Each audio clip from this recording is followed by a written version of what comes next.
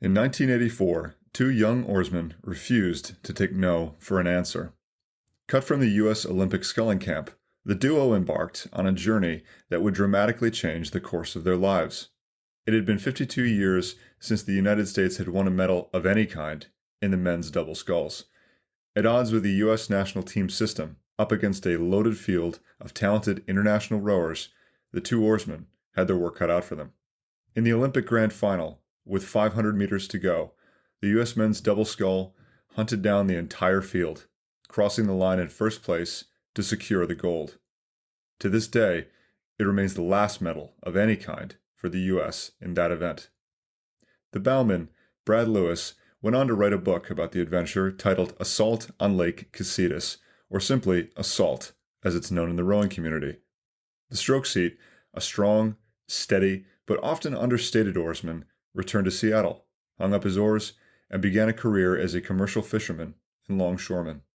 His name is Paul Enquist, and I'm very excited to welcome him to the podcast today.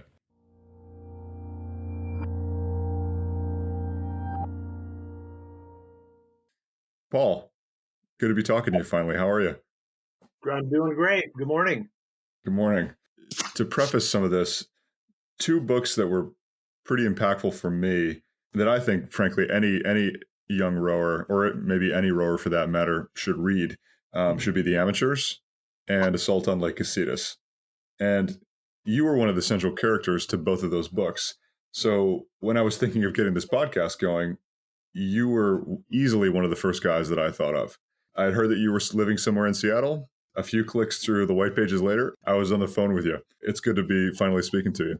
Well, it's nice to be speaking to you too. I'm not all that involved in rowing anymore, but happy to talk about it. So, when I actually spoke with one of your former teammates, Tiff, about this, and I'm curious what your thoughts were. What was it like to be, a protagonist, a main character in these two books that have become, kind of famous, at least within the rowing community? What was that like when it was getting written and all that? What was the experience like from your end? It's kind of interesting on Halberstam's book. He called me a few weeks after I got home from the Olympics, and we started talking just for a couple minutes, and then he said, "Hey, I gotta go. I gotta call you back." And guess what? He never called me back. And so the book was written. I really didn't talk to him at all about my side of the story. So the book was written without him really talking to me. So everything in there about me was gathered from the other guys. No kidding. Okay, gotcha. What about Brad's book, Assault? I mean, how much of a part of that were you? Did you and Brad have discussions about it, or? No, not really. I think that was pretty much all his side. I don't remember him calling and discussing any parts of it with me at all. So there you go. Gotcha. I'd like to start most of these podcasts really at the beginning to get to know our speakers a bit. And so, where were you born? Where's home? So, born in Seattle and grew up in Ballard, just, suburb of Seattle there, just west of the University of Washington. My whole life, 73 graduate of Ballard High School, along with all my family and my mother's family and my uncle's families, and grew up in Ballard. And but when I went to college, I decided it was probably best if I went across the state over to Washington State University. If I got away from home, I probably had a better chance of success. There wouldn't be as many distractions. So that's where I went to college. What about your family? Tell us a little bit about them. What did your folks do? Do you have any siblings, brothers or sisters? Yeah, I have an older sister, 3 years older, and a younger brother, 3 years younger. My family was my dad, his brothers, 2 brothers, and my grandfather, all commercial salmon fishermen. Interesting, my grandfather ran his own boat. One of his crew members every summer for almost ever was an old coach from the University of Wisconsin named Norm Sanju. And he came out, he was from that area where my grandfather was from, and he came home every summer and went fishing with my grandfather. And then he went back to Wisconsin and coached crew the rest of the year. No kidding. When it was probably more of a part-time gig. When I was back there as a freshman at college at the Midwestern Sprints, there was a shell in the shell house of Wisconsin named the Norm Sanju. You say salmon fishermen. Are we talking about the big boats, like the ones you'd see on the Deadliest Catch? I mean, what are we Uh, talking about? yeah, not quite that big. There was a limit of 58 feet. State of Alaska put in. I took over for my dad immediately when I got back from the Olympics. He wanted to retire, and I wanted to get into it, so I took over from him. And I'd leave here towards the end of June with a crew of 5 and go to southeastern Alaska for 2 months. Come back sometime after the 1st of September, and then Got I'd it. fish around here till November, and then hang it up for the year. What's the name of your boat? It's called the Supreme. It was an old wooden boat built in 1919. I sold everything in 2003. I got Oh, into that longshore deal, and I didn't really have time to take care of it anymore. when you got to Washington State, my understanding is you were going to try to be a basketball player. What's the story behind that? Went down to the basketball office. I wanted to try out because between graduation from high school and start at Washington State, I put on like 30 pounds of muscle that summer. I finally filled out a little bit. I mean, I graduated from high school. I was 6'6", 170 pounds, and when I started at Washington State, I weighed over 200. So I wanted to try out, but I went to the office and they really wouldn't give me the time of day. So that was out. And the first day of classes, a 1 o'clock class right after lunch, a technical drawing class for all engineers. That was my major, mechanical engineering. The professor wrote crew on the blackboard. And then when class started, he said, any of you that are interested in rowing with the crew need to see me after class. So I went up and talked to him, and he sent me up to the offices of the department. And one of the professors there had been a teammate of Dick Erickson's at the U, and he was kind of trying to help get the program started at Washington State. So I went up and talked to him, and he told me when practices were and if I could make it, great. And that's how I got started. What about the moment of kind of getting hooked? I think I really enjoyed it right from the start. I mean, you wouldn't believe this. The first day I went down to the river, it was a small club program with maybe a couple eights of guys. I think we had 3 8s and a 4 in my first season. But that first day, I think I'll never forget this. They put an 8 in the water, and a guy got in one of the seats, a 5 or 6 seat, and he took a few strokes while we're hanging onto the boat at the dock, kind of to show me how it was done. And then he had me get in it and try it a couple times. And then we went out on the river in the 8. And I remember we rode down river a ways, and then we turned around, came back, and we raced the other 8 like about 2,000 meters up the race. I had never rode before that day. And I remember sitting in that seat watching the stroke oar, and I think, okay, I'm going to get in on this one. And I tried my darndest.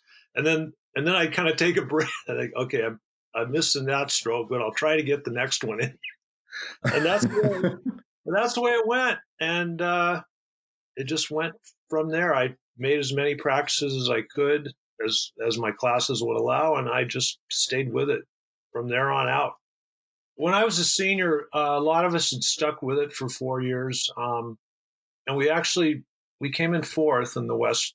They called it the Pac-10s or something like that down at Redwood Shores, and we felt pretty good about that. I don't know if a Washington State boat's ever done as well since then. What happened after that?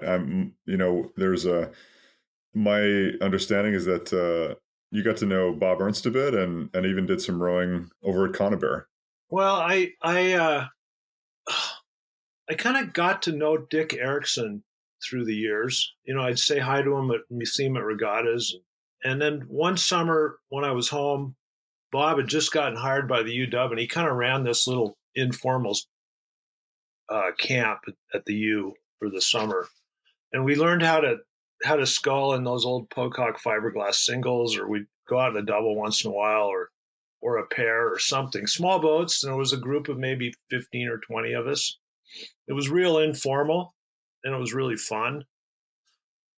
And then after my senior year, I got invited to an Olympic development camp that down at Squaw Valley that Harry Parker was coaching.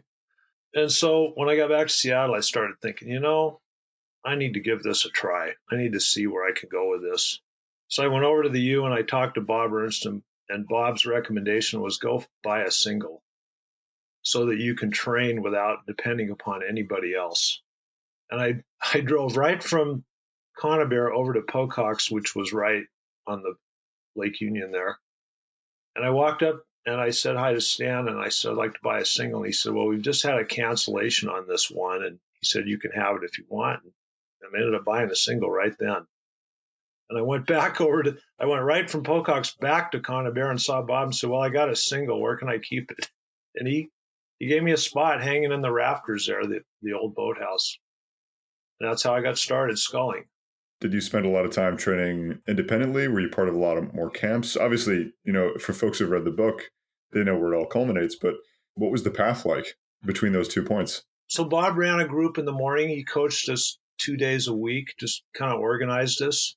It was about half guys, maybe 6 or 7 guys and 6 or 7 women. We did that all spring, and then I got in a van with one of my guys I was rowing with in Seattle, and we drove back to Philadelphia towards the end of June. We raced in the Independence Day Regatta. He had connections with Undine Boat Club, and we stayed there, and we raced a couple races. We were there about 3 weeks. And then we drove to St. Catharines, or raced at Canadian Henley, and then came home. That was that first summer.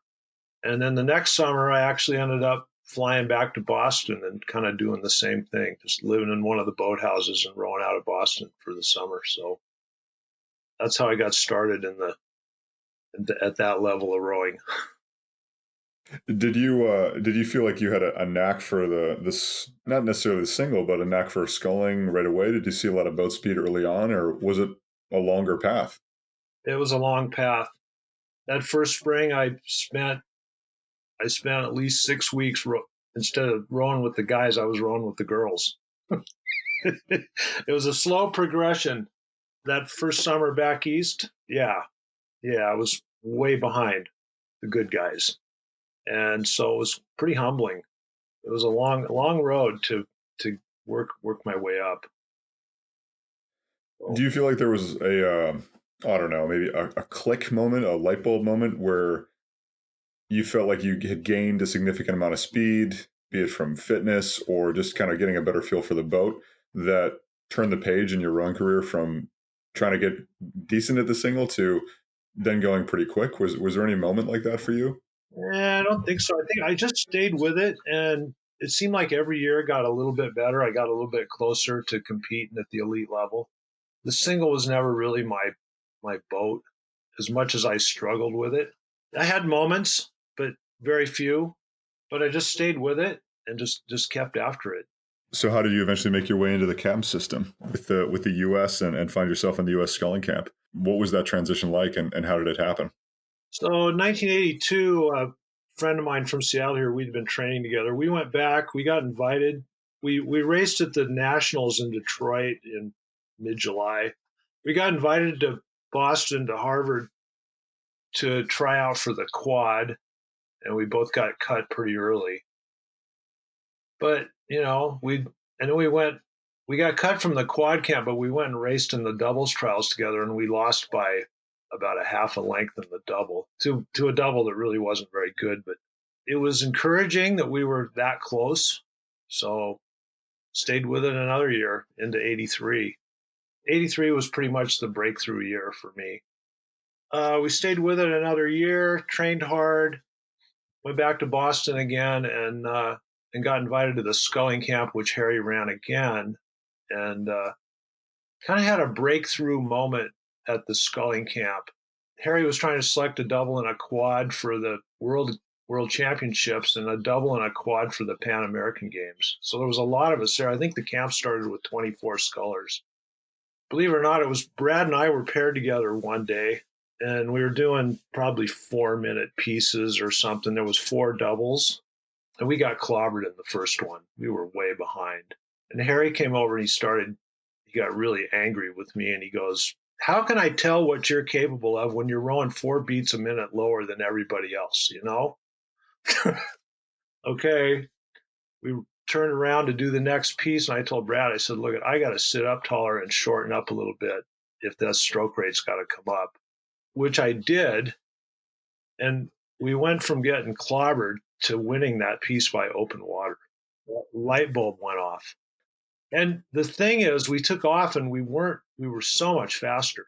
And, instead of rowing at 28, we were rowing at 32 and things were clicking. And then Brad got all excited during the piece and, we're doing great. And it was kind of a light bulb moment. And Harry came by in his launch and he goes, yeah, that's what I want to see. So that was kind of the moment. And it was a really long process that summer. But in the end, Brad and I got put in the double together and raced in the trials, which we won by 25 seconds or something. It really wasn't much. And we ended up going to Germany for the World Championships as the U.S. double. And we came in sixth. We made the final, which was, for U.S. sculling back then, that was a big deal. U.S. didn't have very strong sculling, and we ended up in the finals. We had a crappy race in the finals, but we were in the finals. And then the rest is kind of history. If you read if for folks who would want to know more about it, basically read the books, and you kind of get to learn about the journey. I do find it interesting that you guys had in fact had some exposure to that boat ahead of time, and there was some good foundation there. But the thing is, Brad wanted to be the single sculler in '84. He didn't want anything to do with me. Once we came home from Germany, he was done with me. And John Biglow, his family lived in Seattle, Bellevue, and I really liked rowing with John. And we spent that winter training together. Had a great winter training. And I knew when we got back east in '84 after our winter training that John wanted to try the single. I go, I just want to try it and see how I do at the trials. I thought. And I told him, I said, if you enter the singles trials, you're probably going to win, which he did.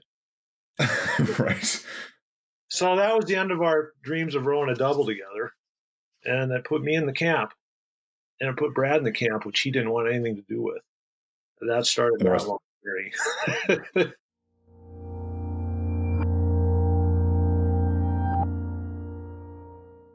Paul, which story would you like to share with us today? So I want to talk about one practice in 1984 up at Dartmouth.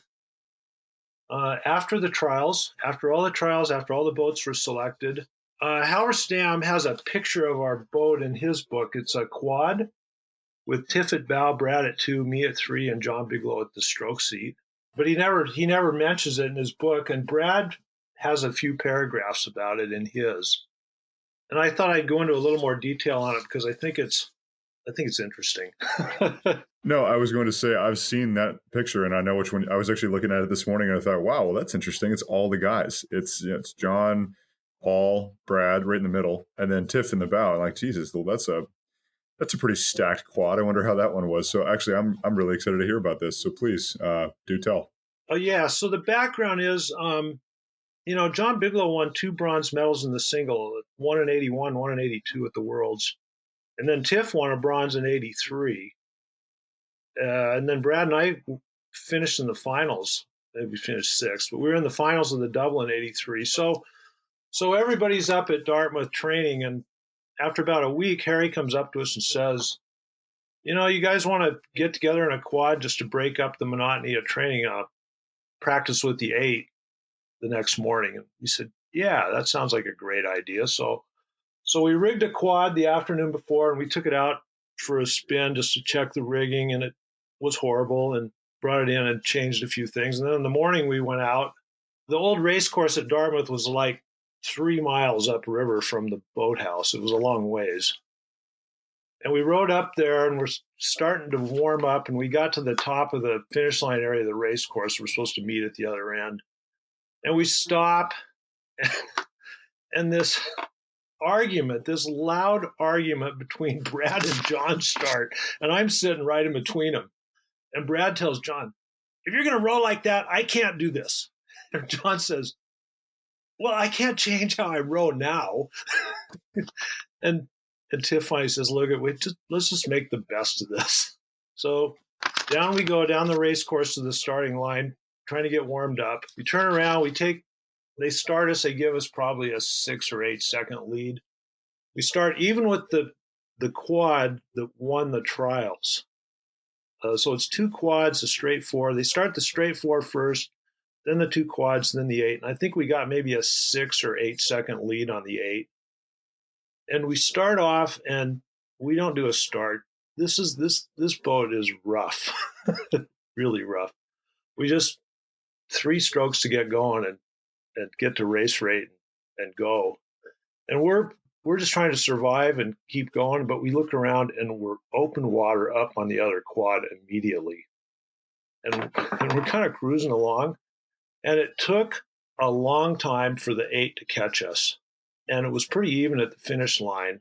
That was the first piece. That we did 3 2000s that day, and the second piece I don't remember that well, but it was probably more of the same.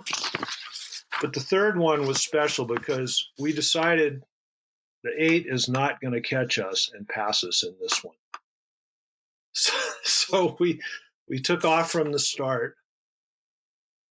I'm just going to add that the quad that raced in the Olympics that won the trials was in this race, but they finished all the pieces probably 10 lengths behind us. I mean, way back. Wow. Way back. So we took off on this last piece, and we're rowing down the course, and the 8's coming up on our stern with about 500 to go. And Bob Jogstetter, the coxswain of the 8, we can hear him, and he's absolutely screaming at his guys in this string of profanity aimed at us.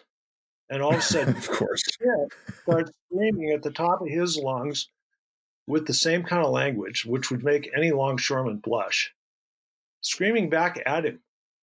And so now this is really intense, and we're not going to let those guys get by us. This 8 came right up alongside us, but that's it. They're not going any farther. And believe it or not, with Jogstetter and Tiff screaming at each other the whole last 500 meters, we did not let them get by us. And it was incredible. It was one of the most incredible things I've ever experienced out on the water. That quad was rough, but it was fast. It was incredibly fast. And so we finished those 3 2,000-meter pieces and long row back to the boathouse, and it was pretty interesting. We're just on a nice smooth paddle back to the boathouse. It was quiet. Nobody was saying too much, and I think everybody was thinking, what just happened? What's going on here? This was a special moment. This boat is fast. It would really be nice to try this later on, but that wasn't going to happen. So that was a really special practice to me. I remember at the Olympics, the U.S. quad was one of the boats. They didn't even make the semifinals. And I remember after our race, watching the quad final, I'm thinking, where would we have been if we'd have been in that race? That's a moment in my rowing career that really, really, really stands out, to do something like that in a practice. No, I love it. And the interesting thing about that story, Paul, is how it started. I think there's kind of I don't know, maybe a lazy misunderstanding that a really good boat always feels good. And I think there are cases like the one you just described where everything from how it feels to even the individuals maybe not getting along all that great in the boat. You think to yourself, oh God, this is going to be bad. This is going to be one of those practices we're just going to have to grit our teeth and get through. And then you're surprised by how fast the boat is. It's kind of an interesting lesson, actually, that sometimes how it feels isn't actually how it's going to go, which I think is important. It was so surprising. It was so surprising in that first piece when we took off. Oh my God, why are we open? Not even at the 500-meter mark. We're lengths of open water on the other quad that just won the trials. Really? These guys just won the trials, and we're lengths ahead of them? How does that happen? Did you guys, what was said when you guys got back? I think we put the boat away and said, wow, that was really fun. That was good. You know, but it's over with now. To me, it was something really special moment in rowing. And it didn't, we all went back to, Brad and I went back in the double that afternoon, and John back in the single, and Tiff back in the single. He was the spare, and it was done. But it was really a special thing, and I think that we all think back on that wow, wow, that was a boat that would have been fun to go on with. Have you ever put that boat back together, even just for fun? Later on after the Olympics and all that, you guys just hopped in and had to go, or was that it the No, last time? that was it. One and only. That was The it. one and done. I remember we got to the dock, and Harry got out of the launch and came over, and he was just this. He loved seeing stuff like that. He loved seeing people compete like that, and he had just this great big smile on his face. People working that hard in practice. I think he knew that was going to pay dividends down the road, and I just remember this big smile on his face about how that went. I have in my logbook that written down that afternoon and the next day I was really tired.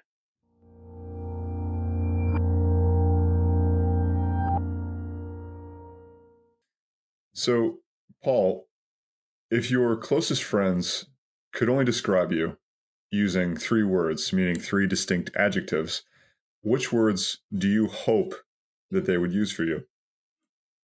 Hardworking, honest, quiet. What jolts you out of bed every morning? What gets you excited and motivated to attack the day or attack, whatever thing that is that you're pursuing? I like challenges. I'm really into sport fishing now. If I'm going fishing, that's a challenge to me to see if I can be successful in that. I don't jog anymore because of some joint issues, but I do a lot of cycling. I don't like the ergometer because I don't like those numbers looking at me. I, when the numbers aren't where I want them to be, it pisses me off.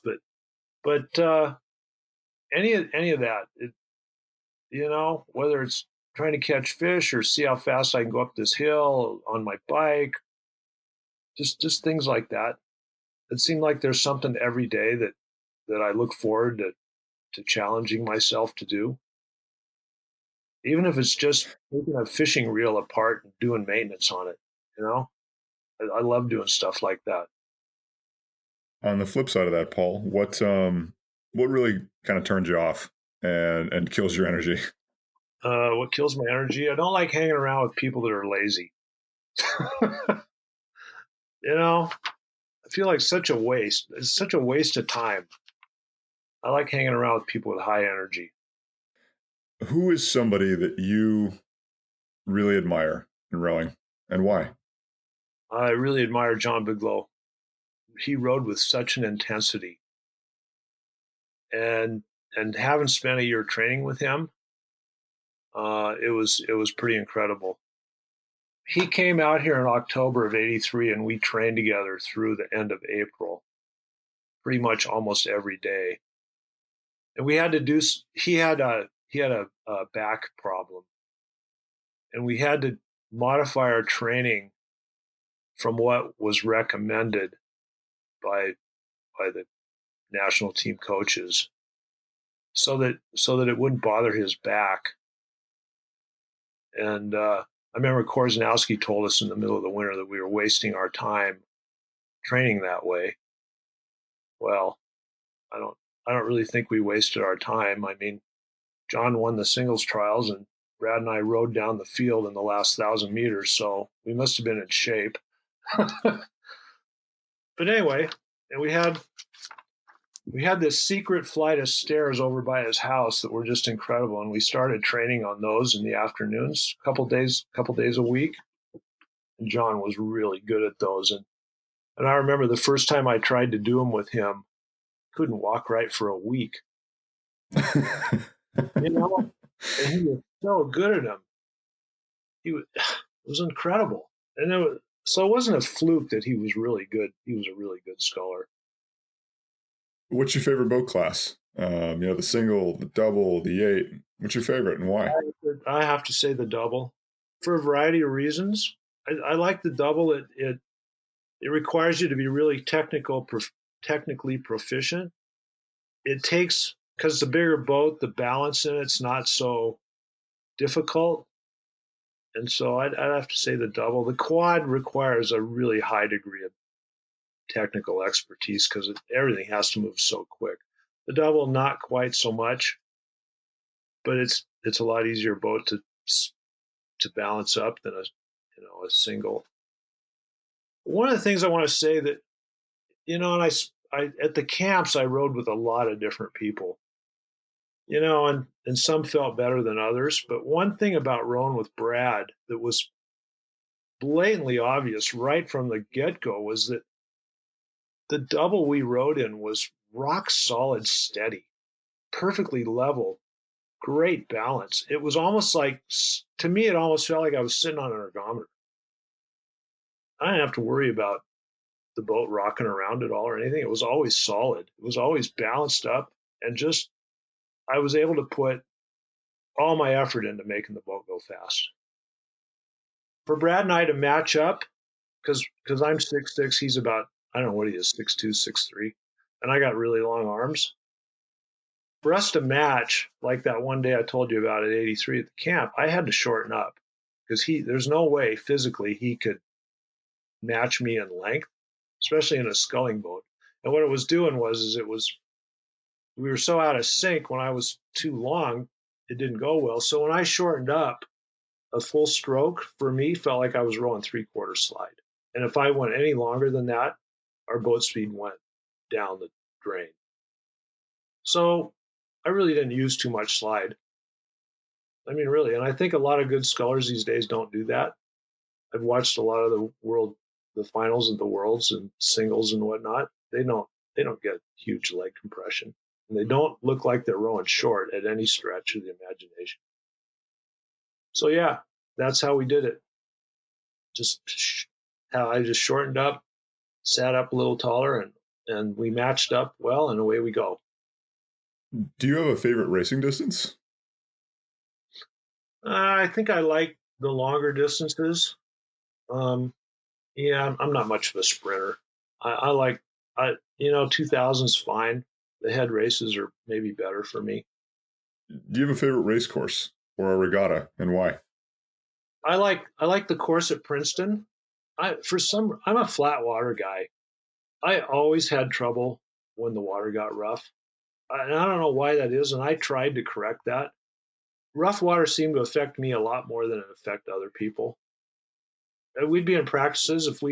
On a flat water piece, I'd be rowing pretty competitive with other guys, and if the water got rough, I'd get clobbered. I don't know why that is. Princeton was always nice and flat. I always looked forward to rowing there because I knew it would be nice, calm water. Do you have a kind of a pre-race mantra? Did you have one that really helped to focus you and get you in the zone? About all I can say on that was that my focus for the Olympic final was that this is the last race I really ever have to row. And we have a plan. I'm the stroke of this boat, and I have to execute. And since it's my last race, that's going to happen. I'm going to do exactly what we planned on doing. And that's the way it went. People ask us, my God, you guys were way behind in the beginning of the race. We were right on plan. We weren't planning on being behind, trust me. We can't control what those crews do in those other lanes, but we can control what we do in our boat. And we were right on the money in stroke rate, power, and everything else. And by the second 500, we were done losing ground to people, and we were moving back already. If you could give one piece of advice to each of these individuals, what would you say to a rower, to a coxswain, and to a coach? As far as a rower goes, I think you need to be steady. In a rowing race, things don't change real rapidly. You have to just hang in there and stay with it. And as far as coxswains go, I wish they wouldn't talk so much. I think they feel like they need to do something back there to make things better. But, steer a straight course and give the rowers a chance they have to figure it out themselves. You can't, it just doesn't do any good to call power tens all the way down the race course. The rowers just tune that out after a very short distance. As far as coaches go, just stay positive with the guys or girls. Just be a positive influence to them. Well, Paul, I've really enjoyed having you on. It was really fun to listen to your story and to finally meet you. That those two books, I think I can't even tell you how many times I read The Amateurs. I think I picked that book up. I don't actually even know where I got it. When I first was starting to row, and reading about all you guys was a big deal for me because it kind of set an ideal in my mind of what a really good rower should be, how they should act, and what have you. And I felt like, okay, these are really solid guys. I want to be like them. And I know that when I read Assault on Lake Casitas, I have literally read that book to pieces. I mean, it doesn't even stay together anymore. I have to kind of slot the pages back in by order if I ever wanted to read it again. I have to literally read page by page, like I'm reading an essay. And it was a real honor to finally speak with you. So I appreciate it, you coming on. Any other final thoughts? Or I'd like to add one more thing. You know about that book Peter Mallory wrote, that History of Rowing, or yes.